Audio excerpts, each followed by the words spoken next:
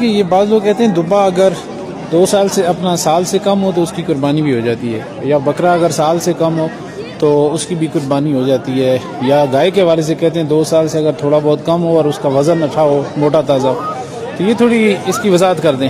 بسم اللہ الرحمن الرحیم۔ قال النبی صلی اللہ علیہ وسلم لا تذبحوا الا ما سن۔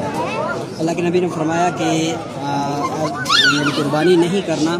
پھر آگے مختلف جانوروں کی جو تھی وہ عمریں اللہ کے نبی نے بتائی کہ اگر بکرا ہے یا بکری ہے تو 1 سال سے کم نہیں ہونا چاہیے۔ اچھا، 1 سال جو ہے یہ اسلامی اعتبار سے اسلامی جو سال ہوتے ہیں وہ مراد ہے۔ اچھا، اگر اسلامی سال سے 1 دن بھی کم ہے تو بکرے کی قربانی جائز نہیں ہے۔ اگر موٹا تازہ ہے پھر بھی موٹا تازہ ہے پھر بھی جائز نہیں ہے۔ 1 سال کا ہونا ہر حال میں لازمی ہے۔ ٹھیک ہے۔ البتہ جو دمبا ہوتا ہے یا جو بھیڑ ہوتی ہے اس کا اللہ کے نبی نے فرمایا کہ اگر وہ سال سے کم ہے لیکن سال کا معلوم ہوتا ہے تو اس کی قربانی جائز ہوتی ہے۔ اسی طرح جو دوسرے جانور ہیں بیل وغیرہ ہو گیا، گائے وغیرہ ہو گئی، بھینس ہو گئی، یا اسی طرح تو ان کے جو ہے وہ اللہ کے نبی نے جو عمریں بتائی ہیں وہ 2 سال ہیں۔ اگر 2 سال سے 1 دن بھی کم ہے تو گائے یا بیل وغیرہ یا بھینس جو بھی ہے وہ اس کی قربانی پھر جائز نہیں ہے۔ اچھا، اگر یہاں پہ بعض لوگ تو قاری صاحب جھوٹ بول رہے ہیں، یعنی سال کا وہ کہتے ہیں کہ سال کا ہے اور وہ 2 دانت بھی اس نے نہیں کرائے ہوئے، لیکن وہ کہتے ہیں نہیں جی سال سے بڑا ہے۔ جی،